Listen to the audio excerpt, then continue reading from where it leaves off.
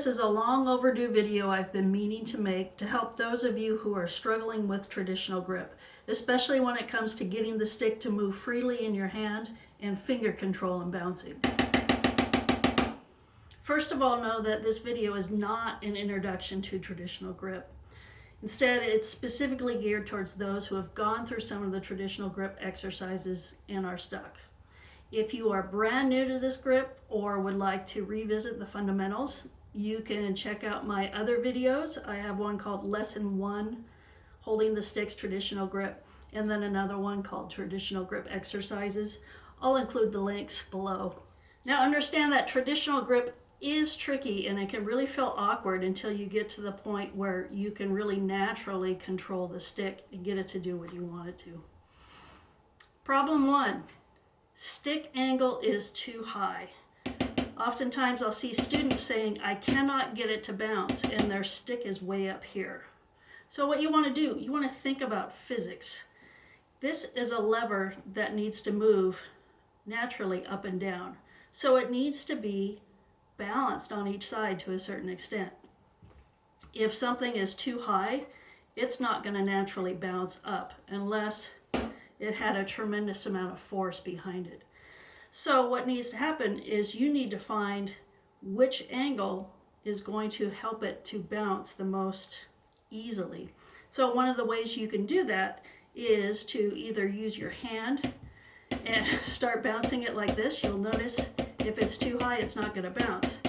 But if I start lowering it, you're going to see that it's bouncing easier. If I go up, you're going to lose that bounce. You can also use your stick. You can just mess around and do this. And you'll notice if you go up, that's not going to happen. So you want to find where is that sweet spot where it's going to bounce naturally. So that's the first thing you could do is check your stick height. Check to see if you're way up here and start to lower your hand to see if going down there is going to help. The second problem is this, that the fingers are too tight around the stick and they prevent the stick from bouncing up. Now keep in mind, you use your first two fingers to control that stick going downward, and that's fine. But if you are clenching your fingers down and you leave them down, that stick is not going to be able to go up. So what you want to be able to do is use your fingers to push the stick down, but then get out of the way and let it bounce back up. Much like the way your wrists move when you're doing a rebound stroke. If you're doing a rebound stroke, your hand is flicking the stick down, but then it's getting out of the way to allow that stick to bounce back up. The same thing has to happen when you're using finger control with traditional grip. The fingers go down, but then they need to get out of the way to allow it to go back up. Think about when someone is bouncing a basketball. If you were to watch, what they do is their fingers are flicking the ball down and then they're accepting the rebound of the ball when it comes back up. They are not clenching down and leaving their fingers on the ball. They are flicking it, letting it bounce, and then accepting that rebound when it comes back up. The same thing has to happen with this stroke. Now watch me bounce the stick in slow motion, and hopefully you'll be able to see that what I'm doing is literally bouncing it like I'm bouncing a basketball. I'm almost flicking it down with the fingers, but then accepting the rebound on the way back up. I'm not leaving my fingers down and then holding on to it at the bottom.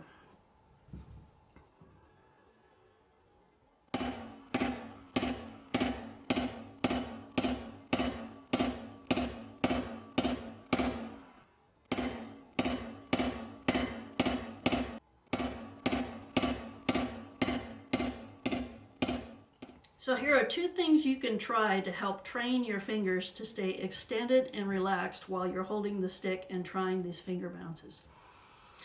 The first thing is pretend you are holding a can. Now this may seem odd at first, but this is the way I was taught at North Texas, and this is something that Ed So showed me. He said that the front part of your hand should be showing when you're holding the stick in the proper grip. When I first came to him, I was squeezing the stick like this. My palm was up, my hands are down. But this technique of pretend you're holding a can and then just simply place the stick in there, it sets you up to be playing free of any kind of attention. And you see my fingers are extended there. So you want to practice just starting off holding it that way. It should be that relaxed. The second exercise you can do is practice this wrist rotation. If you're not familiar with this, you can check it out in my other video. Again, I'll put the link below. But what I'm doing is I'm not using my thumb, I'm just using my wrist to rotate this stick for this motion. So notice the stick is nice and relaxed. It's floppy, it's bouncing. And then what you want to do is slowly bring your fingers up towards the stick. I'm not holding the stick completely like that yet. I'm doing that. So what I'm doing is I'm practicing moving the stick with fingers extended. If you start doing this, and when you bring your fingers in, they instantly grab it, just go backwards. If you have to spend more time doing this, do this. Nice and relaxed palm. So what you're doing is you're basically practicing movement with relaxation. Fingers are extended, they're not harshly extended. Nice and relaxed. You get this going, bring your fingers up. Then if you're still free from tension, all you got to do is then just nestle that stick there. Then you notice there's really no tension there whatsoever. If you have this habit of clenching, work on this a little bit more. Okay, the third thing you could try to help solve the issue of the tight fingers is finger push-ups. Now again, this is something that I show in my traditional grip exercises video. And what I'm doing is I'm air drumming, I'm bringing the stick down, and I'm pushing it back up. So in a way, I'm bringing it down with these fingers, and I'm pushing it up with those. I don't know if there's a good way of showing that. But by doing this, I'm allowing the stick to move freely in my hand as I'm doing that. It's not so tight that it doesn't move. And I'm also training my fingers to bounce back up after I come down for a stroke. Again, it's very much like the rebound stroke. My wrist pushes the stick down, and then it's snapping up to get out of the way. So here it is like this. You can do this in the air. You don't need a drum to do it. You can try to work on it fast or just slow. If you want to, you can start actually hitting the drum head. Finger push-ups. Okay, the third issue I often see with students is the position of the sticks on the drum head. Now I do address this in the other videos, but this is a repeat of that because this is something I want you to check if you're still having these issues. So if you are looking at the position of the sticks on the head, they should be spaced the same way they are if you are holding a match grip. So do a check there. If when you are holding a traditional grip, if your left side is like this, look at those fingers. It means that those fingers are curled in and pulling the stick down in that position. And what you want is you want the fingers to be extended so that the stick naturally rests like that. So the way you practice this really is do a check. Check your hands in match grip and then switch to traditional. It should look exactly the same.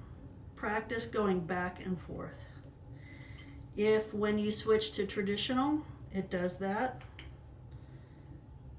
do a little adjustment there.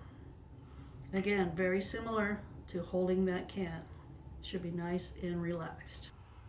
In addition to these exercises that you can do to try to work on these problem areas with traditional grip. Here's a couple others you can try. So this is not really a way that you would play, but it's another way that you can practice nice relaxed finger bounces with fingers extended, and that is to do palms down and bounce the stick like that. You'll notice the only way I can do that successfully is to have extended relaxed fingers. You see that? If I am like this, there's no way that's going to work. So it's just practicing bouncing, just like bouncing a basketball.